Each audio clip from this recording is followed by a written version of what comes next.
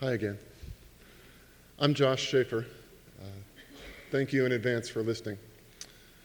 I write for a newspaper and have nearly all my life. It's the only job I've ever had and the only one I really want. And very early on, I developed a specialty. And luckily, it is not a specialty that very many other people choose.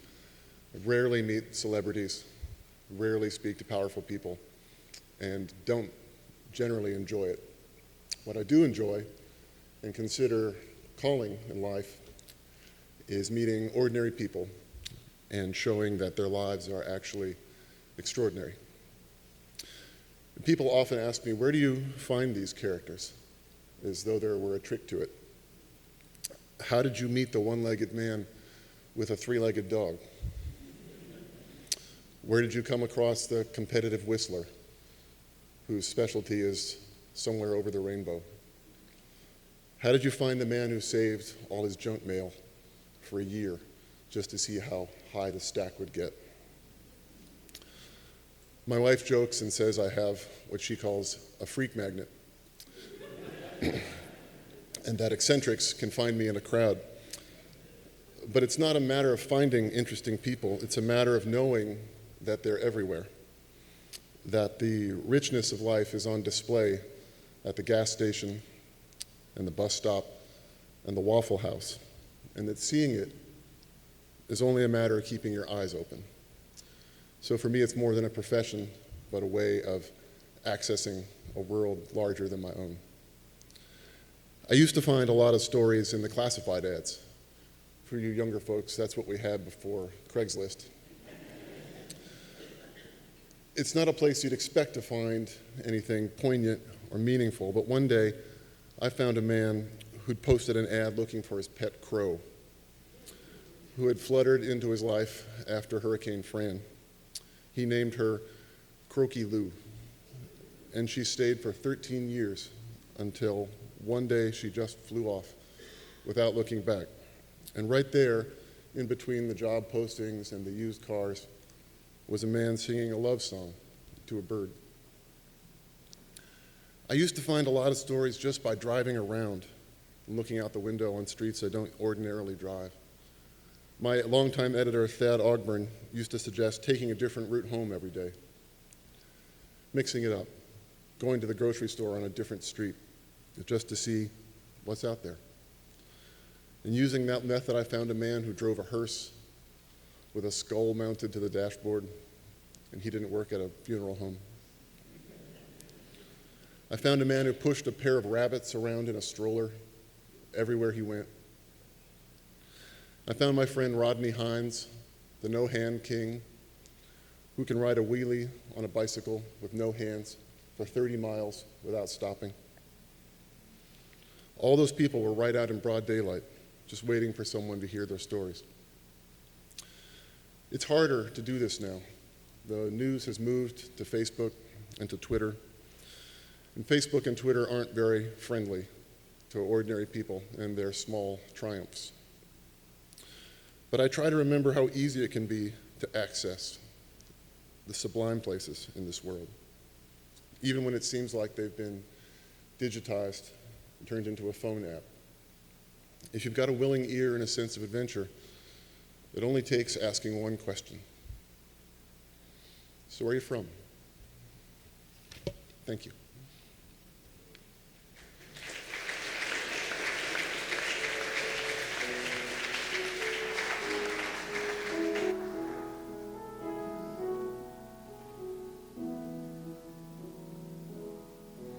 To see the world in a grain of sand and a heaven in a wild flower, hold infinity in the palm of your hand and eternity in an hour.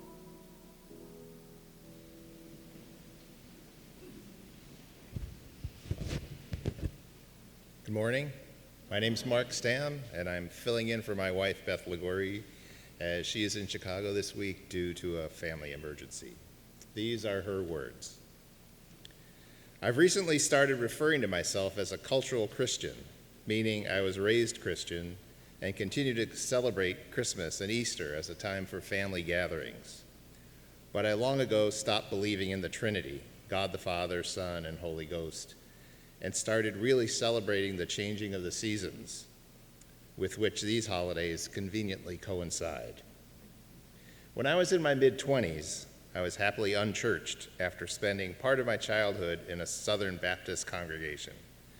I was not thinking much about spiritual matters at all when I had a transformative experience. I was on vacation in northern Minnesota and stopped at a national monument that had been the site of a fur trading post. As I was walking through the post, I spotted a small black and white drawing of a very peculiar tree hanging on a wall in a faraway corner. I felt somehow drawn to the picture and asked one of the docents about it. "Oh yes," he said, "the witch tree is fascinating. It is real, and it is not 5 miles from where we stand." He then gave me directions and assured me it was worth the short drive to see it. With keen interest, I dragged my friend and young son with me down a 2-lane county road, then a dirt road to this small parking area on the shore of Lake Superior. As we looked for the trailhead the docent described, an Ojibwe woman came into the clearing and we asked if she had come from the witch tree. She smiled and said she had just finished her prayers and asked if we had brought an offering for it. Seeing our rather puzzled looks, she explained that this tree is over 500 years old and is sacred to her people. It has been used for centuries as a guide for sailors to navigate the rocky lakeshore and is said to have mystical powers. Then she pointed us on the path and went on her way. Hiking a little way into the woods, we came to the cliffside. About 100 feet below us, the rocky beach gave way to the lake itself. Just beyond the cliff we stood on, there was another outcrop of sheer rock with this lone cedar tree clinging to it. The trunk was twisted and gnarled, and at the bottom, parts of it were literally petrified. But coming from the center, we could see roots shooting down to find any little bit of soil to gain the nutrients it needed for its needles, which grow like a crown at the top. In that moment, I was awestruck, having never experienced anything so spectacular in all my life. I have come to think of it as my first encounter with spirit, with a capital S. Shortly after this experience, I hesitantly went to a UU service. I soon realized I had found my home when I met others who shared my very new but deep reverence for nature. In one of the first sermons I heard, the minister shared his experiences of camping in the Tetons. And then there was the lay-led service celebrating Lammas, the first harvest. These experiences set me on a path of spiritual growth that I could not have previously imagined. Since those tentative beginnings some 30 years ago, I try to make a regular practice of setting aside my thinking, rational self for just a little while and simply being present in the moment, wherever it may be. I credit this practice with my capacity to accept the many gifts I have received from Spirit. Some examples: simply walking down a city street and suddenly smelling the beautiful fragrance of an unseen flower, or the times when singing or drumming with others, I felt a soul-to-soul connection. Certainly,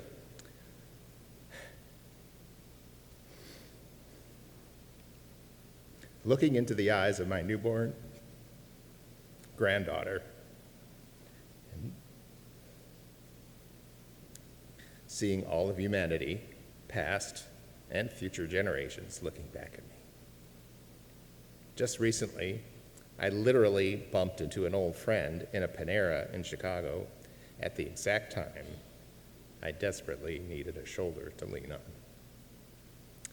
I'm still surprised when I hear other UUs speak in terms of a dichotomy between Christianity and humanism, as if there were no other ways to experience the divine. If you have not had a moment when you have felt one with the universe, I invite you to open yourself to the possibility that it does exist. Perhaps in the sight of a tree shaped like a yoga pose, or the sound of an exquisite piece of music, or a myriad of large and small connections with others. If you do, hopefully like me, you will then enjoy similar moments of grace. Please join as we sing again our newly learned hymn.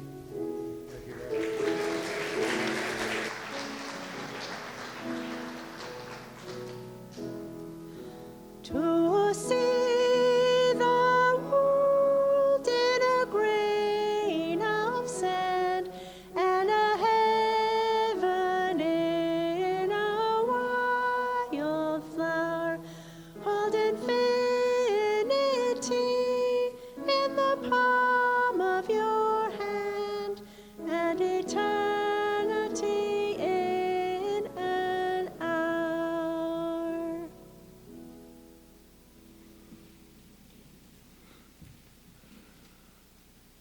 Back in June of 2017, Reverend Sasha gave us a sermon on the first source. Let me quote from that sermon. Unitarian Universalism is like a sacred pool fed by 6 springs, 6 sources, and here we may reside beside those living waters and be comforted and healed, and here we may drink and be nourished and refreshed for the challenges and adventures ahead of us. And here we may bear witness and be inspired by a vision of a better possible world reflected here.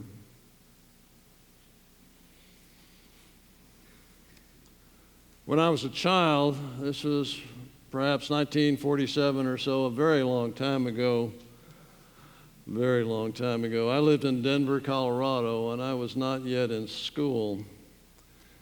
And like most of you, I would suppose I only have bits and pieces of memory from that time, but I do have memory of a walk across a vacant lot and looking up to the west. If you've ever been to Denver, that was in the time before smog enshrouded the city, but you know the Front Range rises out to the west. And when I looked that way, I saw the sky shattered with what I now know to be chain lightning. But to my eye, my 6-year-old eye, it was a spider web of light, and it did not invoke anything like fear. Instead, to me, it was simply beautiful. Simply a wonderful phenomenon of light and dark. And yet not so simple that I would ever forget it, or for that matter, ever really attempt to explain it. And yet today, some 70 years later, I can still see that image and maybe the after image that it left in my eye. Another day, 15 or 16 years later, a springtime evening in DeLand, Florida, I was strolling down a quiet street just off the campus with this beautiful young lady. A typical Florida evening rainstorm blew up and engulfed us. If you've ever been in Florida, you know what that's like. And the rain was intense, but it was also warm, and it washed down over us. And you know what? Even though we knew we were getting soaking wet and that our clothes were clinging to us, we were just oblivious to the rain. I mean, we knew the storm was there, and it was outside of us, and it evoked a sense of wonder. But even greater was the wonder that we were inside of that rain, and we were simply sharing the deluge, and we were reveling in it and part of it.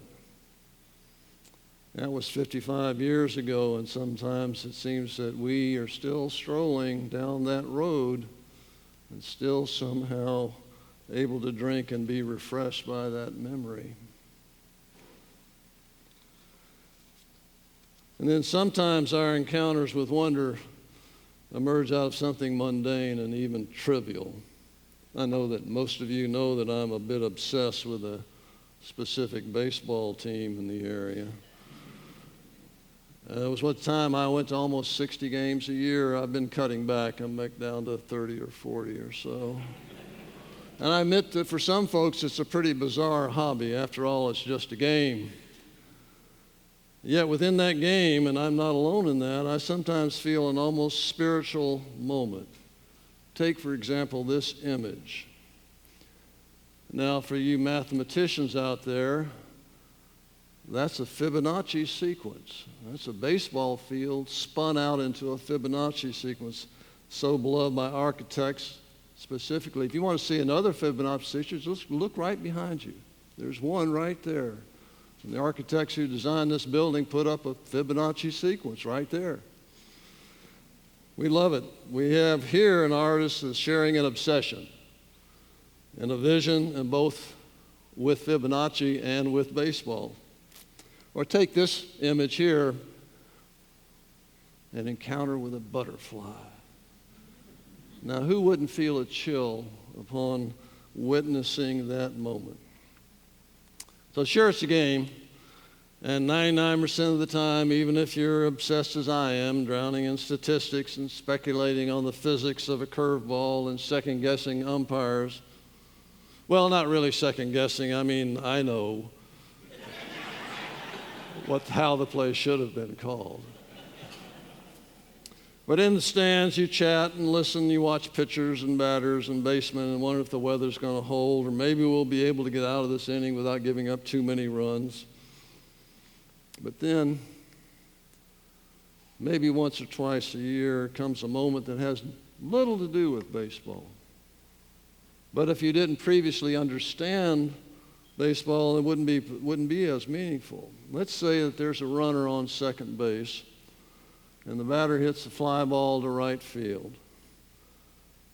And then begins a dance of the fielder catching the ball, the runner tagging up at the base and heading for third, the fielder and the second baseman setting up for the relay, and the fielder catching and throwing the ball, the second baseman catching and throwing the ball, the runner sliding, and the third baseman waiting for the ball and making a tag.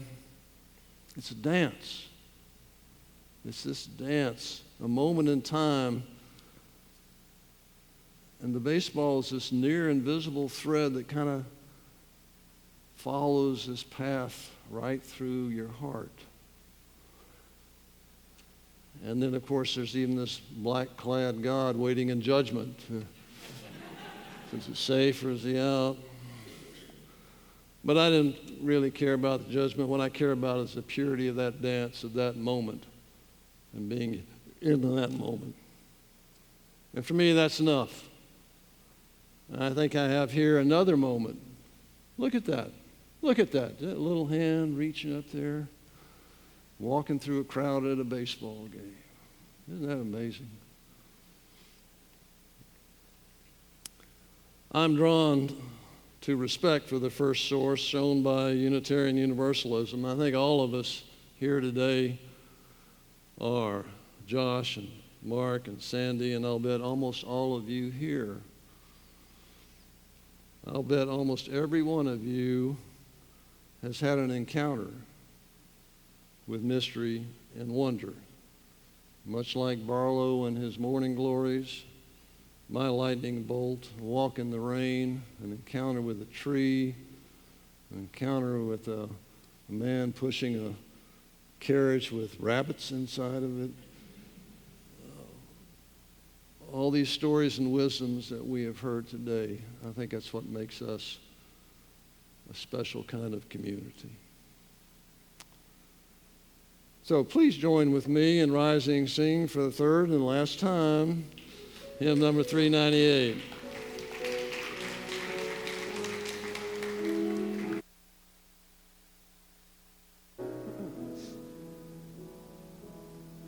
To sing